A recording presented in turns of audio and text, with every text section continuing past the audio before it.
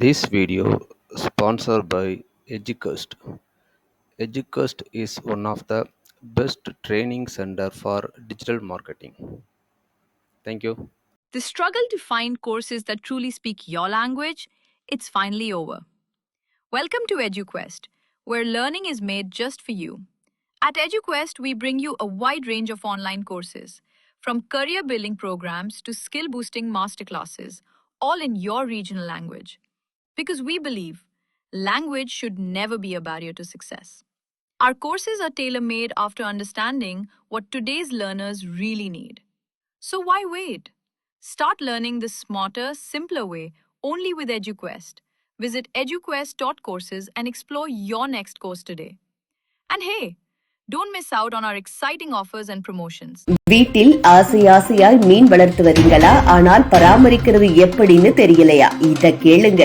ஒவ்வொரு மனிதர்களின் குணாதிசயம் என்பது வெவ்வேறாக இருக்கும். பொதுவாக ஒருவருக்கு பிராணிகளை வளர்க்க பிடிக்கும். ஒரு சிலருக்கு அவற்றை கண்டாலே 10 அடி தூரம் ஓடுவார்கள். ஒரு சிலர் வீட்டில் பெரிய தொட்டி அமைத்து மீன்களை வளர்ப்பார்கள். ஒரு சிலர் வேலையில்லை என நினைத்து அதனை செய்ய மாட்டார்கள். அப்படி மீன் வளர்க்க நினைப்பவர்கள் வீட்டில் பெரிய கண்ணாடி தொட்டி வைத்து மீனை வளர்ப்பார்கள்.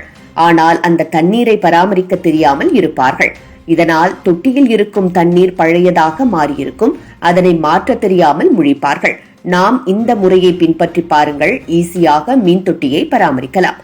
பொதுவாக நாம் வீட்டில் ஒரு மீன் தொட்டியை வைத்து பராமரிப்பது வீட்டை அழகுபடுத்துவதோடு மட்டுமின்றி அந்த வீட்டின் உயிரோட்டத்தையும் சேர்க்கும் ஒரு சிறந்த வழியாகும். அழகழகான கலர்ஃபுல்லான மீன்கள் தண்ணீரில் அழகாக நீந்தி செல்வதை பார்ப்பது மனதிற்கு பெரும் அமைதியையும் மகிழ்ச்சியையும் தருகிறது. இது மன அழுத்தத்தையும் குறைத்து வீட்டிற்குள் ஒரு நேர்மறையான சூழலை உருவாக்குகிறது. பலருக்கும் மீன்களை தொட்டியில் எப்படி வளர்ப்பது, அதை எப்படி பராமரிப்பது என்பதில் பல குழப்பங்கள் இருக்கும். அந்த வகையில் வளர்ப்பு மீன் பராமரிப்பு மற்றும் மீன் தொட்டியை எப்படி சுத்தம் செய்வது என்பது குறித்து பார்க்கலாம். முதலில் தொட்டியில் நீந்தி கொண்டிருக்கும் மீன்களை ஒரு தண்ணீர் நிரம்பிய பக்கெட்டில் போட வேண்டும். தொட்டியில் உள்ள அசுத்தமான தண்ணீரை கீழே ஊற்றாமல் மற்றொரு பாத்திரத்தில் மாற்றி வைக்க வேண்டும். தொட்டியில் புது நீருடன் பழைய நீரையும் சேர்ப்பது முக்கியமான விஷயமாகும். சுத்தமான நீர் 70% என்றால் பழைய நீர் 30% அளவிற்கு இருக்க வேண்டும். எப்போதும் முழுதாக தண்ணீரை வெளியேற்றிவிட்டு மாற்றக்கூடாது. இதுதான் மீன் தொட்டியின் முதல் விதி. மாதத்திற்கு ஒரு முறை மீன் தொட்டியை சுத்தம் செய்தால் போதுமானது. இதற்கிடையே தொட்டி மிகவும் அழுக்காக தெரிந்தாலோ அல்லது மீன்களின் செயல்பாட்டில் மாற்றம் ஏற்பட்டாலோ சுத்தம் செய்யலாம். ஆனால் ஓயாமல் மீன்களை வெளியே எடுத்து மாற்றிக்கொண்டே இருப்பது அந்த மீன்களுக்கு அசௌகரியத்தை ஏற்படுத்தும். இதே போன்று முதன்முறையாக மீன் வளர்ப்பவர்கள் விலை அதிகமான மீன்களை வாங்கி வளர்க்கக்கூடாது. கம்மி விலையில் கிடைக்கும் மீன்களை வாங்கி மீன் வளர்ப்பு பற்றி முழுமையாக தெரிந்து கொள்வது கட்டாயம்.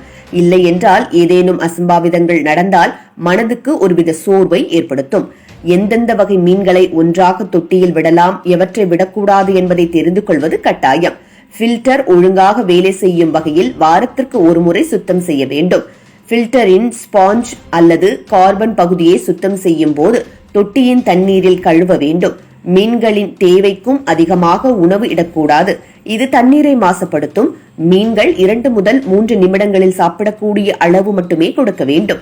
இதே போன்று மீன் தொட்டியில் அழகாக இருக்க வேண்டும் என்பதற்காக செயற்கை அல்லது இயற்கை தாவரங்களை தூய்மையாக வைக்க வேண்டும்.